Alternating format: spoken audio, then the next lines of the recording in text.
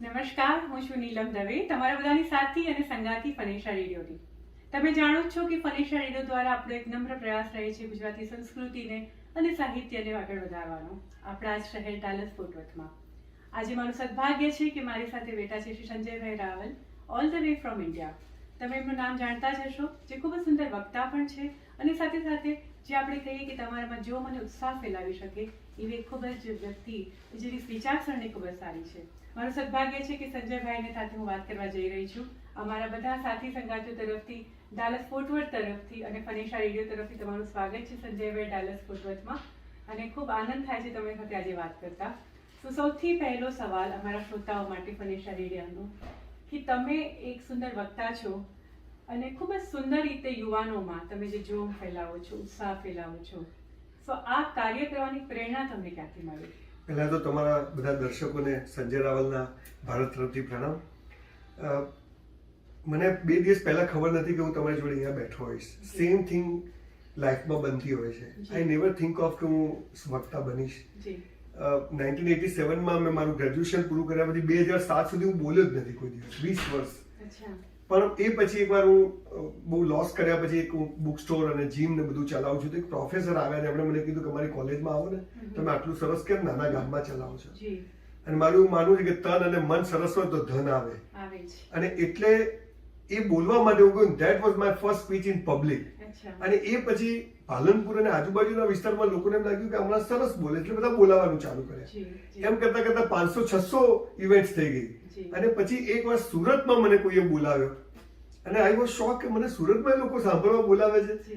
અને હું સુરતમાં ગયો ને એ વિડીયો યુટ્યુબ પર લગભગ 4-5 મિલિયન પીપલે જોયો અને આગ લાગી. એટલે મેં ક્યારે વિચાર્યું નથી કે હું વક્તા બનીશ, પણ આ બધું થઈ ગયું. બસ નસીબ નહીં, આ બધું ધીસ ઇઝ ઓલ ડેસ્ટિની હોય છે. જેમ તમે મારો ઇન્ટરવ્યુ લ્યો છો 2 દિવસ પહેલા, તમને ખબર નથી, મને ખબર નથી, વી આર હિયર.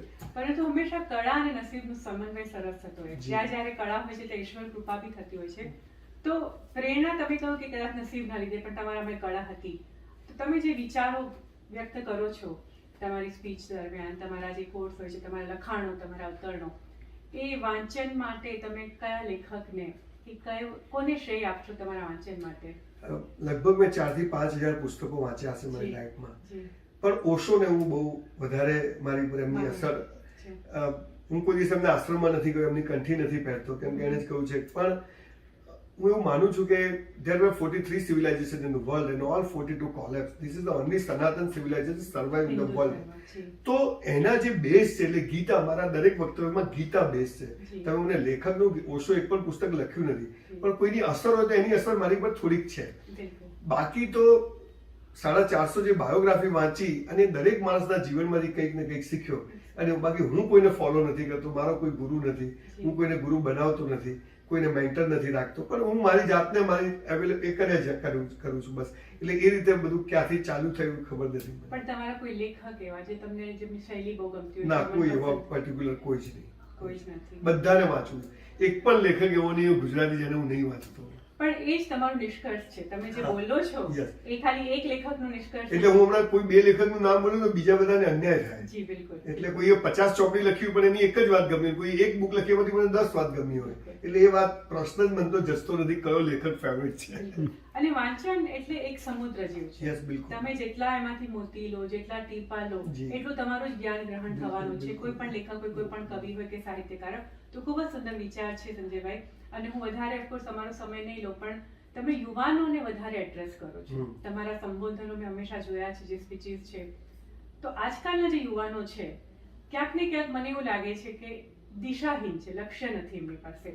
કારણ કે એટલા બધા એમની પાસે માધ્યમો છે, સોશિયલ મીડિયા, ફેસબુક, ઇન્સ્ટા વગેરે વગેરે, અને એમની પાસે કોઈ દિશા નથી, લક્ષ્ય નથી. એમને ખબર નથી કે કાલે એમને શું કરવું છે. સો એમની માટે કોઈ એવો સંદેશો કે જે એમને પકડી રાખે, એમની દિશાને પકડી રાખે, કે ભવિષ્ય એમનું ઉજ્જવળ થાય? કારણ કે સમય એવો છે જેમાં પિયર પ્રેશર જે આપણે કહીએ, રાઈટ, પિયર પ્રેશર વધારે છે એમની પર. તો શું એવું એક મંત્ર એમને તમે કહેશો કે જેનાથી એમને આ પિયર પ્રેશરમાં નહીં રહીને એક લક્ષ્ય મળે જીવનમાં? મારી કોઈ ઓકાત નથી, હું કોઈ સંદેશા કે મેસેજ આપું, કોઈ સંત નથી.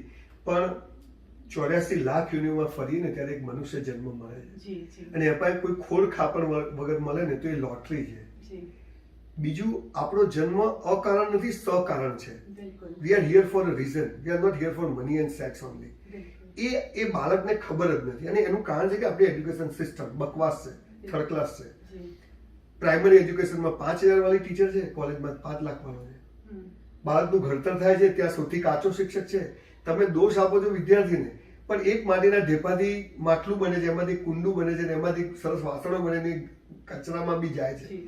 તો એ ઘડતર એ સૌથી મોટી વસ્તુ છે, અને એ એજ્યુકેશન સિસ્ટમે કરવાનું હોય છે. માણસ બન્યો છે માટે એને સારા કર્મ કરે છે માટે તો એ માણસ બન્યો છે. તમે જે કહો છો દિશા નથી, એ વાત સાથે હું સમય, એની પાસે દિશા છે, એને ગાઈડલાઈન નથી. દિશા એટલે એને માર્ગદર્શન નથી. તો ધારો કે મને I want to be a doctor, I choose science, I am the most intelligent student of my school, પણ આઈ ગોટ 54%. કેમ કે ભગવાને આજે મારે તમારી જોડે ઇન્ટરવ્યુ કરવા અહીં બેસવાનું હતું, એટલે મારે 54% આવ્યા. આ સમજણ કે આ દુનિયામાં આપણે એક ચોક્કસ કારણથી આવ્યા છીએ, પણ એ જે શક્તિ છે, એના જે બેઝિક રૂલ છે, થંબ રૂલ છે, જેની પર હું બોલું છું કે જે કરવું તે બેસ્ટ કરવું. મા બાપથી મોટો કોઈ ભગવાન નથી, બધી ડફોળ બનાવવાની વાતો છે. મા બાપથી મોટો કોઈ દેવ નથી. પરિવારને સાથે લઈને ચાલવું, જીવન સાથી નક્કી છે, હે ને? જે છે એ નક્કી છે, મળવાનો જ છે કે નથી મળવાનો. એના માટે લોકો કેરિયર બગાડે છે. એટલે આપણે તે વ્યવસ્થિત 25 વર્ષ સુધી બ્રહ્મચર્ય, 25 થી 50 બાળકો પેદા કરવા, સંસાર જીવવું, 50 પછી સમાજ માટે, 75 પછી પોતાને માટે જીવવું. હવે આ બધી આજના યુથને ખબર જ નથી કે આ બધી પીપોળી શું વાગે છે. બધાને વોરેન બફેટ થવું છે, બધાને સ્ટીવ જોબ્સ થવું છે, બધાને ધીરુભાઈ થવું છે. હવે ધીરુભાઈ તો એક જ થાય. સફળતા જલ્દી ના મળે. અમિતાભ બચ્ચનનો છોકરો સુપરસ્ટાર થોડી થઈ શકે, નોટ પોસિબલ. બધાની ફિંગરપ્રિન્ટ અલગ છે. તો દરેક બાળક એક ચોક્કસ કારણથી આ પૃથ્વી પર આવ્યું છે. બધા કે જે મા બાપ એમ કે મારો છોકરો ડોક્ટર થવો જોઈએ, અરે ભાઈ ના થાય. બધા ડોક્ટર થશે, કમ્પાઉન્ડર કોણ થશે? એટલે એક આખી ખોટી દિશામાં વર્ચ્યુઅલ વર્લ્ડમાં આપણે બધા જીવીએ છીએ. જમીનની વાસ્તવિકતાઓને સ્વીકારતા નથી. માણસ સંતોષી હોવો જોઈએ અને મહેનત કરતો હોવો જોઈએ. ગીતા શું કહે છે? તું કર્મ કર, હું ફળ આપીશ. આપણે શું કહીએ? પહેલા ફળ નક્કી કરો, પછી હું કર્મ કરું. ઇન્સ્ટન્ટનો જમાનો નહીં, ઇન્સ્ટન્ટ નહીં. તમે પહેલા સેલરી આપો તો હું એ રીતે કામ કરું. ભગવાન કહે છે તું કામ કરે એટલે સેલરી મળશે. હવે આ કા ભગવાન ગાના કા આપણે ગાના. એટલે આજનો યુવાન એ સમજતો જ નથી કે રાતોરાત લાગમી દાઢી નથી થતી. Before every great Fortune there was a crime. Mercedes લાવતા બેન 30 વર્ષ થયા, તરત નથી આવી. એટલે ઘણી બધી વાતો યુવાનોને કહેવાને કરતે એના આજુબાજુના વડીલો કરે ને તો યુવા. બાકી તમે કહો છો આજે મારા ઇવેન્ટ્સમાં 10-10 હજાર લોકો આવે છે. લોકો કહે છે યુવાનો સાંભળતા નથી. મને તો 2 કરોડ લોકો ઇન્સ્ટાગ્રામ પર, હું પહેલો ગુજરાતી સ્પીકર છું જેને 1 મિલિયન લોકો ફોલો કરે છે. કદાચ ગુજરાતની કોઈ સ્પીકરને કોઈ નહીં કરતું ઇન્સ્ટાગ્રામ પર. બધા સરસ બોલે છે, પણ બધા છે ને બુદ્ધિને ટચ કરે છે, કોઈ હૃદયને ટચ નથી કરતું. તમે એના લેવલ પર જઈને એને વાત કરો તો એ બાળક માનશે. હમણાં મારા ન્યૂ જર્સીમાં ત્યાં ઇવેન્ટ હતા, બધા છોકરાઓ આવે કે સર અમારા બાળકો છે, બધું બધા પગે લાગો કે નો નો નો બધું લાગો બિહાર કે સર આજથી ચાલુ કરીએ. તરત જ કેટલા બધા તો પેરેન્ટ્સની આંખમાં આંસુ આવી જાય. તો તમે છોકરું એના રૂમમાં, પેલું એના 6 બેડરૂમ છે, 6 જણા 6 જણના રૂમમાં છે, બધા પોતપોતાના મોબાઈલમાં છે. તમે વાંક કાઢો છો, બાળક બેસાડો ને, મોબાઈલ તમે જ આપો છો, ગેમ રમવા તમે જ આપો છો. એટલે બાળકોનો દોષ નથી, આપણો દોષ છે કે આપણે એમને, મારા છે ને બાળકો, મારા બી છે, મસ્ત મારથી ડાયા છે મારા છોકરા છોકરી. બાળકોને સમય જોઈએ. સમય અને હૂંફ તો કદાચ સાચું માર્ગદર્શન એનાથી જ મળી જાય. સમય આપણે આપીએ, હૂંફ આપીએ. તો તમારી સાથે આજે વાત કરી રહી છું, તમારા વિચારો પ્રત્યક્ષ સાંભળી રહી છું. તમને હંમેશા વોટ્સએપ પર સાંભળ્યા હોય, યુટ્યુબ પર સાંભળ્યા હોય, અને તમારી સામે બેસીને જે સાંભળીએ એ એક આખો અદભુત લાવો છે. મને ખબર છે તમારો કાર્યક્રમ પણ છે કાલે અરવિંદમાં, તો ઘણા બધા શ્રોતાઓ તમને ત્યાં પણ સાંભળી શકશે. અને ખૂબ ખૂબ આનંદ થાય છે સંજયભાઈ. હું તમને આમંત્રણ આપું છું કે હવે એકવાર ફરીથી આવો, કે જેથી કરીને ફનેશા રેડિયો પર તમે પ્રત્યક્ષ આવી શકો અને અમારા શ્રોતાઓ સાથે વાત કરી શકો. છેલ્લે તમે કંઈક કહેવા માંગશો અમારા ફનેશા રેડિયોને કે ડેલસ ફોર્ટ વર્થને? ફનેશા રેડિયો, હું મારા મિત્ર કહ્યું કે ઘણા વખતથી અહીંયા બહુ રેડિયોમાં પોપ્યુલર છે. વૈશાલીબેન ઠક્કર નામ છે, હા, એ બહુ સરસ કોશિશ કરે છે અને વિદેશમાં પણ આપણું ગુજરાતી કલ્ચર ટકી રહે અને એના સરસ લોકો સુધી પહોંચે. તમારા સરસ જેવા સરસ ગુજરાતી બોલવાવાળા લોકો બહુ ઓછા છે. હું તો અહીંયા આવીને પહેલા તમે મળ્યા છો, ઘણી 6ઠી વખત અમેરિકા આવ્યો છું, પણ લોકો ગુજરાતી જ ભૂલી ગયા છે. ગુજરાતીમાં બી પેલો અંગ્રેજીનો, હું તો એવું કહું છું, ગમે એટલું અંગ્રેજી આવડે ને, કૂતરું પાસે પડે તો હેડ જ આવે, ગો ના આવે, હે ને? એટલે માતૃભાષા જોડે આપણને જરૂરી છે. અમેરિકન લેંગ્વેજ, તમને English is window of the world છે. પણ લોકોને કહું છું કે આવા રેડિયો ને આવા જે પ્લેટફોર્મ છે જે આપણા કલ્ચર જોડે કનેક્ટેડ છે, એને સતત સાંભળજો, એને જોજો અને એને મોટિવેટ કરજો, કેમ કે આપણા આવનારી પેઢીઓ માટે છે.